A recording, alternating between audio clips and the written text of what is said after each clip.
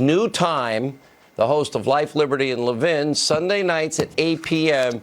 And by the way, blew the roof off the ratings on Sunday in your new time. It's also a nationally syndicated radio talk show host because I insisted on it. A long personal story. All right, great one. These are serious times. This is what you do. This is your wheelhouse. Constitutional law. You have a lot to add to this national nightmare they're creating.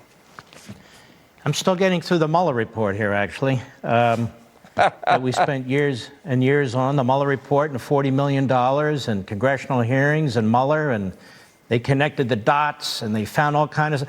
I'm still on page 397 of the Mueller report, and then they throw Ukraine at us. It's hard to keep up, Sean. Anyway, after we were attacked at Pearl Harbor, Admiral Yamamoto of Japan, he said, "I fear all we have done is to awaken a sleeping giant and fill him with a terrible resolve." You know, Adam Schiff, you are in some ways Admiral Yamamoto. You just awakened a sleeping giant. You threw everything you had at the president, at the Republicans, at 63 million voters who voted for this president, and this is the best you have? This is the best you have? You have nothing. And you controlled everything.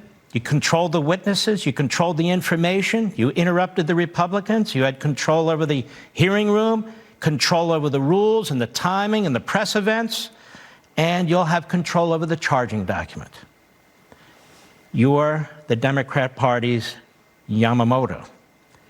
And even now, with all the control that you've had, and all the positive press, and all the clownish legal analysts and the rest, and the propaganda that they're pushing and they're celebrating, the polls for Donald Trump are going up. Now, once the Senate has control over this, there's no more Adam Schiff control. There's no more Nancy Pelosi control. There's no more of the mobster types that we saw in the Democrat Party, preening and beating their chests. And the American people, they revere their Constitution. They cherish their franchise, and they demand fairness from their representatives. And let me tell you something, Democrats, you screwed up big time. This was the weakest conga line of hand-picked witnesses I've ever seen in any hearing at any time. There's no smoking gun.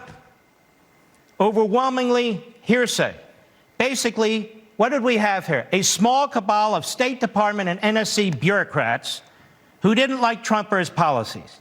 Yet every single one of them, when pressed by the Republicans, had to admit no bribery, no extortion, no quid pro quo, no impeachable offense. And the media thought, wow, with headlines that are incomprehensible. Not a single witness could or did accuse the president of criminality. Only a single witness had directly spoken with or met with the president about any of these issues.